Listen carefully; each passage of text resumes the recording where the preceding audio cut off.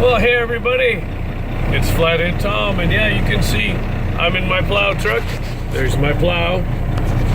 There's my salter. Keeping the road safe. And you know, while I drive around, I think about stuff.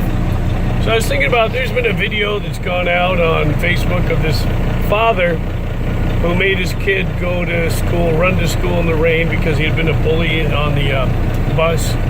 And it got me thinking about parenting styles, that we live in a very permissive society right now. I can't tell you how many parents I hear negotiating with little Johnny or Janie.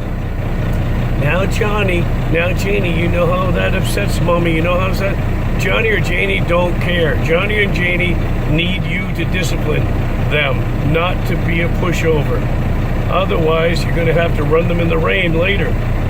You know, the idea of this whole permissive parenting thing started in the 60s, and everyone's like, oh, I'll just let my kids raise themselves. They'll figure out right from wrong, which of course they didn't do because nobody taught them. Somebody taught them to drive. Maybe someone taught them to pay attention when they're crossing the street, although some knucklehead yesterday didn't.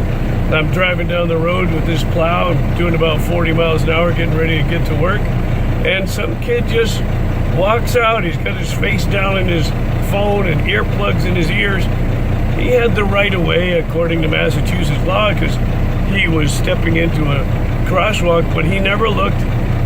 He never paused. And I thought about how extremely self-centered our children have become. Everything's about them.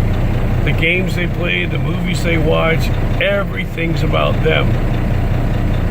It's hard to imagine something bigger than them, like God. And people like to think of God as that permissive parent.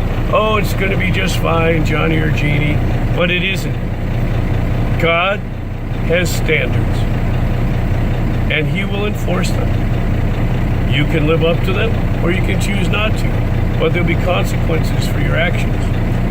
There should be consequences for our children's actions too, so they can grow up to be responsible adults who understand right from wrong, or to be smart enough, as my father used to say, don't find yourself dead right. Yeah, that kid had every right to walk into that crosswalk, but he could have easily been dead if I wasn't on top of my game. Anyway, there's a little word to the wise. I hope you guys are having an awesome snow day. We'll see you out there.